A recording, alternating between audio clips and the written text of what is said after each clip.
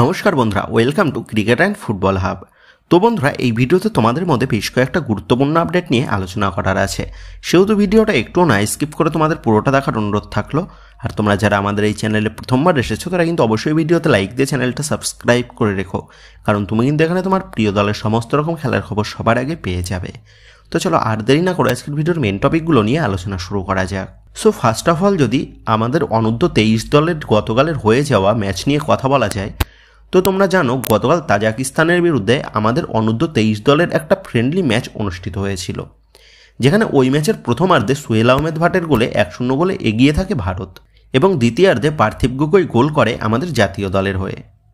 কিন্তু দ্বিতীয়ার্ধে ডিফেন্স এবং গোলকিপারের কিছু সিলি মিস্টেকের কারণে 3 গোল হজম করতে হয় আমাদের তরুণ দলের ছেলেদের, যার ফলে ম্যাচের ফলাফল এসে দাঁড়ায় 2-3 এবং এই 2-3 গোলেই গতকাল তাজিকিস্তানের বিরুদ্ধে আরও একবার কিন্তু হারের মুখ দেখতে হলো আমাদের ভারতকে।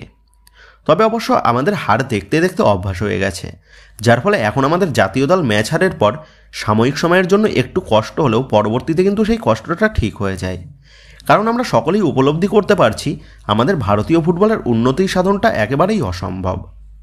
তবে গতকালের ওই ম্যাচ থেকে যে পজিটিভ দিকটা বেরিয়ে এসেছে সেটা হচ্ছে সোহেল আহমেদ ভাট বা পার্থিব গগৈ এদের সকলকেই কিন্তু দেখা গেছে গতকাল গোলের জন্য ঝাঁপাতে। আর এই সমস্ত তরুণ প্লেয়ারদেরকে পর্যাপ্ত পরিমাণে সময় দিয়ে তৈরি করে নিলে আমাদের সিনিয়র দলের স্ট্রাইকার সমস্যাটা কিন্তু মিটে যেতে পারে, তেমনটা বলাই যায়। তো আমরা সকলেই আশা করব আমাদের তরুণ দলের প্লেয়াররা আগামীতে আরও ভালো পারফরমেন্স করে আমাদের ভারতীয় ফুটবলের উন্নতি সাধন করবে। তো যাই হোক, এবার পরবর্তী আপডেটটা আইএসএল রিলেটেড। তো আমাদের মতন সকল আইএসএল প্রেমীরাই বর্তমানে বেশ আনন্দে রয়েছে, কারণ খুব শীঘ্রই এই মৌসুমের আইএসএল শুরু হতে চলেছে তেমনটা ভেবে। তবে সত্যিই কি আমরা এই মৌসুমের আইএসএল দেখতে পাবো, এই নিয়ে কিন্তু বর্তমানে তৈরি হয়েছে বড় সংশয়। কারণ তোমরা জানো এফএসডিএল এর সাথে ভারতীয় ফুটবল ফেডারেশনের চুক্তিটা শেষ হয়ে যেতে চলেছে, আর এআইএফএফ এর সাথে নতুন চুক্তি নবীকরণ করার আগে এফএসডিএল এর তরফ থেকে বেশ কিছু নতুন শর্ত রাখা হয়েছে, যেগুলোতে আবার তেমন একটা খুশি নয় এআইএফএফ।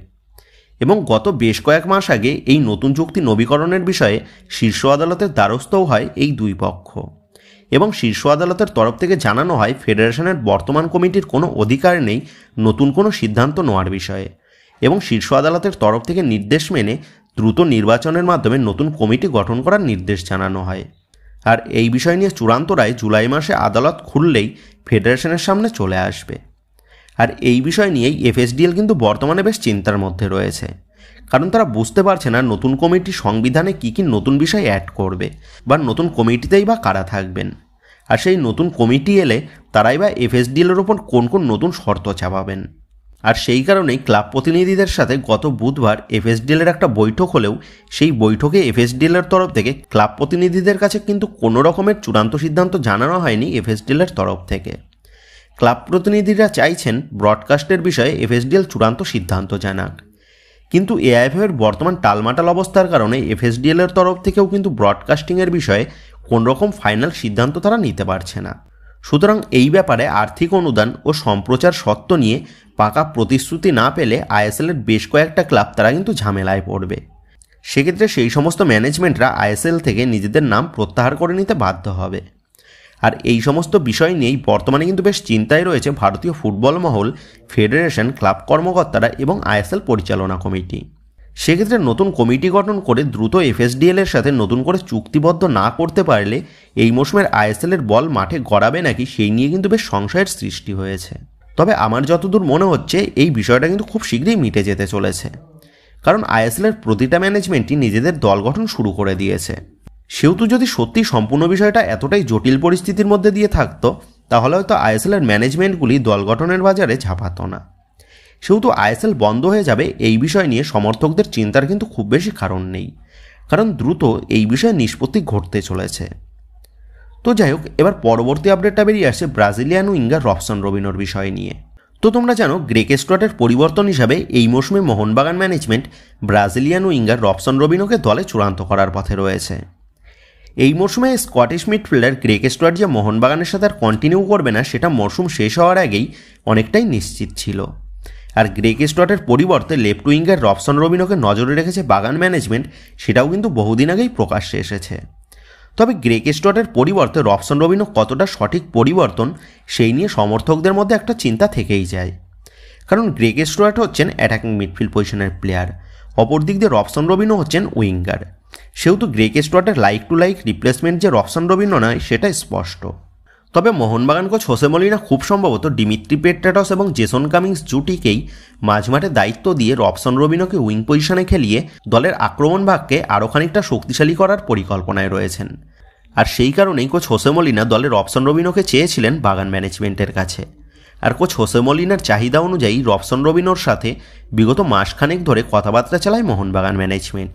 আর বর্তমানে দাঁড়িয়ে যেমনটা আপডেট উঠে এসেছে, রবসন রবিনোর কাছে প্রি কন্ট্রাক্ট পেপার পাঠিয়ে দেওয়া হয়েছে মোহনবাগান ম্যানেজমেন্টের তরফ থেকে, এবং রবসন রবিনো তিনি মোহনবাগানের প্রি কন্ট্রাক্ট পেপারে সইও করে দিয়েছেন। সেক্ষেত্রে রবসন রবিনোর মেডিকেল রিপোর্ট দেখে নিয়েই রবসন রবিনোর সাথে চূড়ান্ত সই পর্ব সেরে ফেলবে এবার মোহনবাগান ম্যানেজমেন্ট। সেহেতু এটা বলাই যায় মোহনবাগান দলের ষষ্ঠ বিদেশি হিসাবে অলমোস্ট কনফার্মই রবসন রবিনো।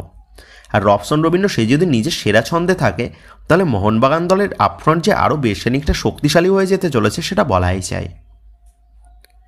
তবে এবার মূল প্রশ্ন হচ্ছে, যেমনটা আপডেট, মোহনবাগান ম্যানেজমেন্ট এই মৌসুমেও দলে সপ্তম বিদেশি সই করবে ACL2 এর জন্য। সেক্ষেত্রে যদি বাগান ম্যানেজমেন্ট দলে সপ্তম বিদেশি সই করায় তাহলে আনরেজিস্টার বিদেশি হিসাবে রবসন রবিনো নাকি সেই নতুন বিদেশিকে রাখা হবে, এই নিয়ে কিন্তু বর্তমানে বাগান সমর্থকদের মনের মধ্যে বেশ প্রশ্নচিহ্ন ঘোরাফেরা করছে। তো বন্ধুরা, তোমরা কমেন্ট করে জানিও রবসন রবিনোকে ISL এর স্কোয়াডে নাকি শুধুমাত্র ACL2 এর জন্য রেজিস্টার করে দলে মিডফিল্ড পজিশনে এক নতুন বিদেশিকে রেজিস্টার করালে ভালো হবে। এই বিষয়ে তোমাদের মতামতটা অবশ্যই নিচে কমেন্ট করে জানিয়ে দিও। তো এবার নেক্সট আপডেটটা নিয়ে কথা বলার আগে তোমাদের কাছে একটাই অনুরোধ থাকলো, তোমাদের যদি এই ভিডিওটা ভালো লেগে থাকে তাহলে অবশ্যই এই ভিডিওতে একটা লাইক করে দিও। আর রোজ রোজ এইরকম লেটেস্ট আপডেটগুলো সবার আগে পাওয়ার জন্য যারা এখনও পর্যন্ত আমাদের চ্যানেলের সাথে যুক্ত হওনি তারা অবশ্যই আমাদের চ্যানেলটাকে সাবস্ক্রাইব করে রেখো। তো যাই হোক, এবার পরবর্তী আপডেটটা বেরিয়ে আসছে মোহনবাগান দলের 26 বছর বয়সী ভারতীয় ডিফেন্সিভ মিডফিল্ড পজিশনের প্লেয়ার দীপক টাংরিকে নিয়ে। গত মৌসুমে মোহনবাগান দলের মিডফিল্ড পজিশনে বেশ গুরুত্বপূর্ণ ভূমিকা পালন করেছিলেন এই ভারতীয় মিডফিল্ডার আপুইয়ার সাথে জুটি বেঁধে। 2021-22 মরশুম থেকেই মোহনবাগানের সাথে একটা দীর্ঘ সময় ধরে যুক্ত রয়েছে এই পাঞ্জাবি মিডফিল্ডার, এবং মোহনবাগানের সাথে এখনও এক মরশুমের চুক্তি বাকি রয়েছে দীপকের। তবে মোহনবাগান দলের এই নির্ভরযোগ্য মিডফিল্ডারকে দলে পেতে একাধিকবার আগ্রহ প্রকাশ করেছে কেরালা ব্লাস্ট FC ম্যানেজমেন্ট।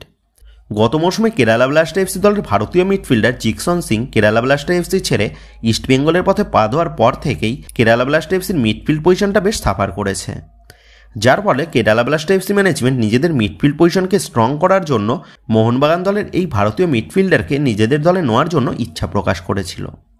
তবে সেই সময় Mohun Bagan management Kerala blast FC ম্যানেজমেন্টকে জানিয়ে দেয় তারা দীপক টাংরিকে ছাড়বে না। তবে বর্তমানে দাঁড়িয়ে আবারও যে নতুন আপডেটটা বেরিয়ে এসেছে সেটা হচ্ছে কেরালা ব্লাস্ট FC ম্যানেজমেন্ট তারা আরও একবার মোহনবাগান ম্যানেজমেন্টের কাছে দীপক টাংরিকে ছাড়ার জন্য প্রস্তাব পাঠিয়েছে। অপরদিক দিয়ে মোহনবাগান দলের মিডফিল্ড পজিশনে দীপক টাংরির পজিশনে খেলার জন্য অনিরুদ্ধ থাপা, অভিষেক সূর্যবংশীদের মতন প্লেয়াররা রয়েছে। সেহেতু দীপক টাংরির জন্য ভালো পরিমাণ ট্রান্সফার ফি বা দীপক টাংরির পরিবর্তে অন্য কোনো ভালো প্লেয়ারকে সোয়াপ ডিলের মাধ্যমে পেলে দীপক টাংরিকে কিন্তু ছেড়ে দিতেই পারে বাগান ম্যানেজমেন্ট। যদিও বা মোহনবাগানের তরফ থেকে এখনও পর্যন্ত দীপক টাংরিকে ছাড়ার বিষয়ে কেরালা ব্লাস্ট FC ম্যানেজমেন্টের কাছে কোনো ইঙ্গিত দেয়নি বাগান ম্যানেজমেন্ট। তবে আগামী কয়েকদিনের মধ্যে এই দীপক টাংরির ডিল নিয়ে নতুন কোনো মুভমেন্ট হতেই পারে, তেমনটাই বর্তমানে দাঁড়িয়ে একাধিক সূত্র মারফত আপডেট জানা যাচ্ছে। সেহেতু দীপক টাংরিকে মোহনবাগান ম্যানেজমেন্ট ছেড়ে দেয় নাকি দলে ধরে রাখে সেটাই কিন্তু দেখার বিষয় হবে। তো বন্ধুরা, তোমাদের মতে দীপক টাংরিকে দলে ধরে রাখাটা বেটার হবে নাকি দীপক টাংরিকে ছেড়ে দিয়ে মোহনবাগান দলের মিডফিল্ডে আপুইয়ার পাশে এক নতুন বিদেশি প্লেয়ারকে সাইন করালে বেটার হবে? এই বিষয়ে তোমাদের মতামতটা অবশ্যই নিচে কমেন্ট করে জানিয়ে দিও। তো এবার লাস্ট আপডেটটা বেরিয়ে আসছে ইস্টবেঙ্গলকে নিয়ে।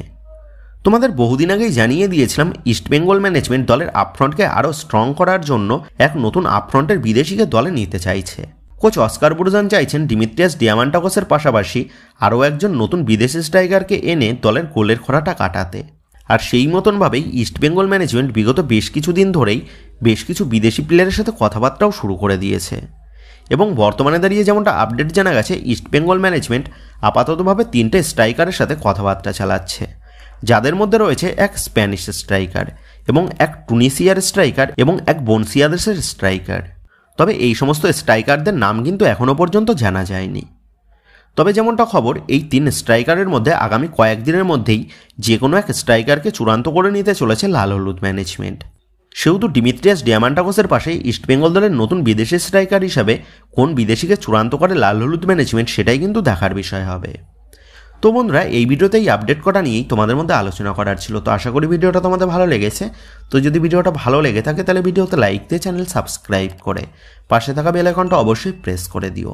তো বন্ধুরা, এই ভিডিওটা এটুকুই ছিল। তো আসি বন্ধুরা, দেখা হচ্ছে পরের ভিডিওতে।